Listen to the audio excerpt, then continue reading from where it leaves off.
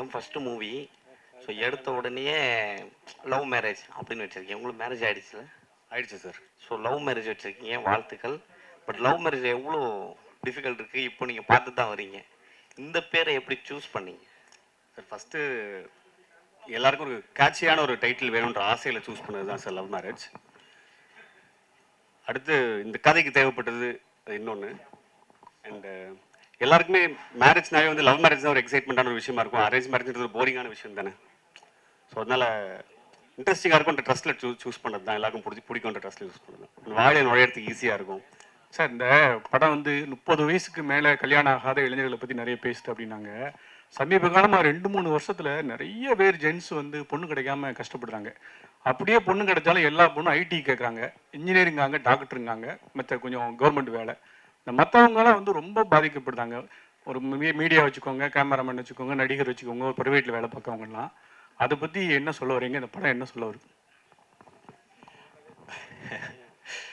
சரி, இது வந்து நிறைய விஷயங்களை பற்றி பேசுது. இப்போ நீங்கள் சினிமா இந்த மாதிரி விஷயம்னு சொல்ல போதே எனக்கு பிரியன் சொல்லியிருக்காரு, அவருக்குன்னு கல்யாணம் நடக்குதுங்கிற போது நீ சினிமாவில் இருக்க, உனக்கு எப்படி அவ்வளோ ஈஸியாக பொண்ணு கிடச்சிச்சு அப்படின்னு கேட்டாங்களாம். ஏதோ ஒரு லக்குன்னு தான் நான் நினைக்கிறேன். பட் அதையும் தாண்டி நிறைய விஷயங்களை பற்றி பேசுது. அதெல்லாம் நீங்கள் படம் பார்த்து புரிஞ்சுக்கணும்னு நான் நம்புகிறேன். ஏன்னா ஜாலியாக தான் சொல்லியிருக்கோம். யோசிக்க வேண்டிய விஷயம், ஆனால் ஜாலியாக சொல்கிற விதத்தில் சொல்லியிருக்கோம். நான் இப்போ ஏதாவது சொல்லுவேன் ஜாலிக்கு, அப்புறம் அதை எடுத்து வேறு ஏதாவது பிரச்சனையாக்கி விட்டுருவீங்க. ஸோ அதனால் உள்ளபடி நல்ல கேள்வி தான். பட் ஆனால் நீங்கள் கேட்ட கேள்விக்கு இவரோட அனுபவமே இருக்குது, அதுக்கு தான். நன்றி சார். மிஸ்கின் சாரை வந்து கொஞ்ச நாள் முன்னாடி நம்ம தாஸ் சார் வந்து இதே மேடையில் வாங்குவாங்கன்னு வாங்கினாரு. ஆமாம், பார்த்தேன். இதே இடத்துல அவ்வளோ பெரிய ஆளா அப்படின்னு கேட்டவர், திடீர்னு அவருக்கு நடிக்கிற படத்துலேயே, அவர் வில்லனா நடிக்கிற படத்துலேயே இறக்கிருக்கீங்களே, அவர் வாய்ஸை எப்படி சூஸ் பண்ணீங்க? அவர் பாடுவாரான்னு முதல்ல இது பண்ணீங்களா? இல்லை, இது இந்த கேள்வி அவ மிஸ்கின் பாடினதை பற்றி பேசணுமா இல்லை அதை பற்றி சொல்லணுமா? எப்படின்னாலும் சொல்லலாம். அது இல்லை இல்லை, என்னன்னா சிசி, நம்ம கலைஞர்களாக இருக்கும் பொழுது, நம்ம உணர்ச்சி பெருகும் பொழுது நம்ம சிலது பேசலாம். ஆமாம்மா, இல்லை இல்லை, என்னன்னா அதான் அது ஒரு இஷ்யூ சார்ந்து அவர் பேசினாரு. பட் தனிப்பட்ட முறையிலலாம் அப்படி எதுவும் இல்லைன்னு நான் நினைக்கிறேன். அவர் அப்படியும் சொல்லவும் இல்லை. அதே மாதிரி மிஸ்கின் சார் கிட்டயுமே நான் சொன்னேன், அவர் இந்த படத்தில் பாடி அவர் சூப்பர் நடிச்சிருக்காரா, சூப்பர் அப்படின்னு தான். ஸோ கலைஞர்கள் என்னென்ன இப்போ பொதுவாக வெளியிலேருந்து பார்க்கும்போது இவருக்கு அவர் போட்டி, அவர் இவரை சொல்லிட்டாரு அப்படின்றதெல்லாம் வந்து ஆக்சுவலாக உள்ள எதுவுமே இருக்காது. அடுத்த நாள் திரும்ப இதே இண்டஸ்ட்ரியில தான் நம்ம இருக்கணும். ஸோ அதனால இந்த மனிதாபிமானம்ன்றது எல்லாருக்குமே, என்ன மனிதர்களாக படாத கஷ்டம் கிடையாது, இல்லை நிறைய இடிப்பட்டு தான் ஒரு இடத்துக்கு வரோம். ஸோ அதனால் அங்கே ஃபுல் ஸ்டாப் வச்சுட்டு மிஸ்கின் சார் பாடினதுக்கு வரேன். எனக்கு வந்து பொதுவாகவே முதல் படத்துலேருந்தே அவருடைய வாய்ஸில் ஏதோ அவர் நல்ல மியூசிக் சென்ஸ் இருக்கிற ஆள்.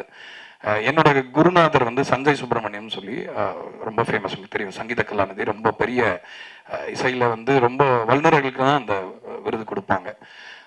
ஸோ அவரும் மிஸ்கின் சாரும் ரொம்ப க்ளோஸாக பழகுவாங்க, மியூசிக் பற்றி பேசுவாங்க, லிட்ரேச்சர் பற்றி பேசுவாங்க. நான் பேசும்பொழுதுமே வந்து உங்களுக்கு சொல்லி தெரியணுன்றதுல அவ்வளோ ஒரு ஸ்பஞ்ச் மாதிரி அவர் அப்சார்ப் பண்ணாத விஷயமே கிடையாது.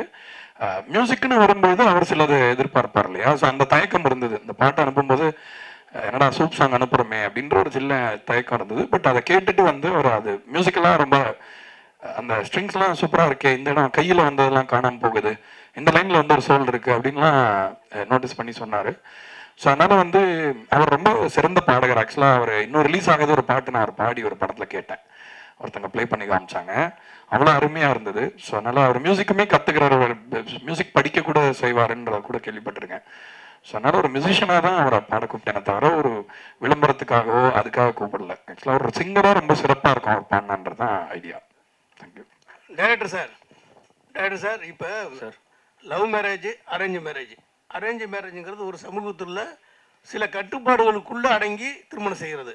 லவ் மேரேஜுங்கிறது சில கட்டுப்பாடுகளை மீறி திருமணம் செய்கிறது. இப்போ இது லவ் மேரேஜை என்கரேஜ் பண்ணுற மாதிரி நீங்கள் படம் எடுத்துறீங்களா, இல்லை தவறுன்னு சொல்லி படம் எடுக்கிறீங்களா? இல்லை சார், எது ரைட் எது தப்புன்னு சொல்கிறது அளவுக்கு நான் இல்லை சார், எனக்கு அது ஐடியா இல்லை. நான் ஜாலியாக ஒரு படம் பண்ணுன்ற ஜோனில் தான் எடுத்தது சார். இந்த படத்தில் கருத்தோ அந்த மாதிரி விஷயங்கள்லாம் எதுவும் இல்லை. நீங்கள் சொல்கிற மாதிரி லவ் மேரேஜை ஆதரிக்கிற மாதிரியோ சரி, அரேஞ்ச் மேரேஜ் எதிர்த்து பேசுகிற மாதிரியும் இல்லை, அது அப்படி இல்லை. பட் பர்சனலாக கேட்டிங்கன்னா வேணால் சொல்லலாம் சார். பர்சனலாக லவ் மேரேஜ் ஒரு பெட்டர் சாய்ஸாக நான் ஃபீல் பண்ணுறேன். எனக்கு அது பெட்டராக இருந்திருக்கு. நான் லவ் மேரேஜ் பண்ணேன், எனக்கு பெட்டராக இருந்துச்சு. எல்லாரும் அதே மாதிரி பண்ணால் நல்லா தான் இருக்கும், சூப்பராக இருக்கும். ஜாலியாக இருக்கலாம் sir. Doctor sir, sir love marriage அதில் லவ்வில் மேலே வந்து ஒரு அண்டர்ஃபீல்ட் கோடு வருது. ஏன் அந்த அண்டர்ஃபீல்ட்? ஏன்னா வந்து இப்போ நம்ம படித்தோம்னு வச்சிங்களேன், பாதியில் நிப்பாட்டினா அந்த கோடு போடுவாங்க. ஏன் அந்த கோடு? ஒருவேளை லவ் மேரேஜ் வந்து சக்ஸஸ்ஃபுல்லாக ஆகலையா? சார் உண்மையை சொல்லணும்னா இதுக்கு ஏதாவது இன்டெலெக்சுவலாக சொல்லணும்னு ஆசையாக இருக்குது சார். சொல்லுங்க. ஜெனுனாவே டிசைனர் தான் சார் பண்ணாரு. இது இதுலேருந்து ஏதாவது எடுத்து சொன்னால் சூப்பராக இருக்கும், ஏதாவது கண்டென்ட் ஆகணும் ஆசையாக இருக்குது. எனக்கு டக்குன்னு தோண மாட்டேன், அவ்வளோ ஸ்பான்டேனியஸாக வரல சார். ஐயா வந்து சொல்லிட்டுப்பா டக்குன்னு எனக்கு வர மாட்டேங்குது. உண்மையாகவே டிசைனர் பண்ணி கொடுத்தாரு சார். என்கிட்ட ஒரு ஃப்ரெண்ட் இருக்கார், ரொம்ப இது பார்க்குற ஒரு ராசி பார்க்குற ஒரு ஃப்ரெண்ட் ஒருத்தர் இருக்கார், இங்கே கூட இருக்காரு, சொல்ல விரும்பல.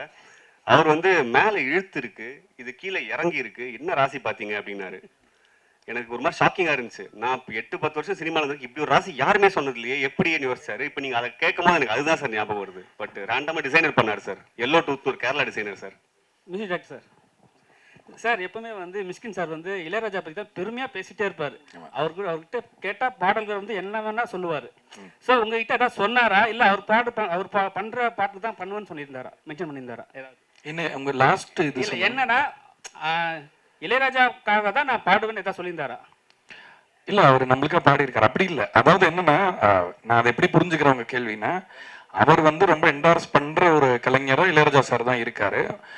மற்றவங்களுக்கு எப்படி பாடுறாரு அப்படின்றதான் உங்க கேள்வியா? ஓகே.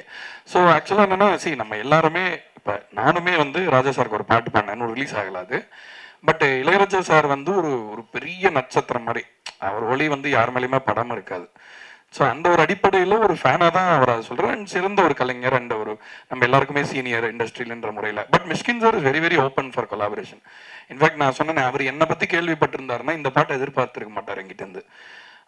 இப்போ ஃபார் எக்ஸாம்பிள் அவர் வந்து ஒரு மாதிரி ஒரு சோல்ஃபுல்லான பாட்டா அந்த மாதிரி இவன் அனுப்புவான் அப்படின்னு அவர் நினச்சிருந்துருக்கலாம். பட் ஆனால் நம்ம அனுப்பின பாட்டு அந்த மாதிரி இல்லைன்னா கூட அந்த பாட்டுக்கு நம்ம கொலாபரேட் பண்ணலாமே, ஜாலியாக ஒரு பாட்டு பண்ணலாமேன்ற இதுதான். பொதுவாகவே அவரை பற்றி நான் மிஷ்கின் சாரை பற்றி ஒன்று கிளாரிஃபை பண்ண விரும்புகிறேன். அவர் வந்து சினிமாவை பற்றி ரொம்ப சீரியஸாக பேசுறதுனால அவர் வந்து என்னமோ ரொம்ப சீரியஸான ஆள், அவருக்கு ஐ மீன் ஒரு ஃபன்னியாக இருக்க மாட்டார், ஜோவிலாக இருக்க முடியாதுன்றதுல அவர் ரொம்ப லைட் ஹார்ட்டடான பர்சனாக தான் எனக்கு தோணார் என்னோட இன்ட்ராக்ஷன்லேருந்து. அண்ட் இளையராஜா சாரோட லவ் வந்து அவரோட பர்சனல் லவ். பட் உங்களுக்கும் தெரியும், நான் வந்து ராஜா சாரோட பெரிய ரசிகன் அப்படிங்கிறதுனால அந்த ஒரு புள்ளியில இணைஞ்சோன்னு நினைக்கிறேன். ஐ திங்க் ரெண்டு பேருக்குமே அந்த ஒரு சென்சிபிலிட்டி பிடிச்சதுனால மேபி அப்படி தோணுச்சு. மிஸ்கின் சார் ரொம்ப நேரம் எடுத்துக்கிட்டாரா பாடுறதுக்கு?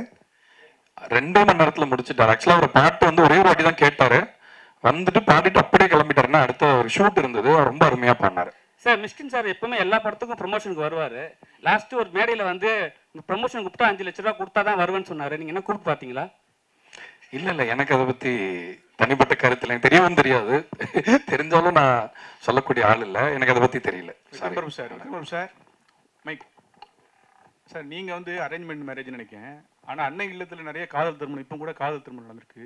உங்களோட தனிப்பட்ட பார்வையில் இப்போ உள்ள ஜென்ரேஷன் வந்து லவ் மேரேஜ் பெஸ்ட்டா அரேஞ்ச்மெண்ட் மேரேஜ்?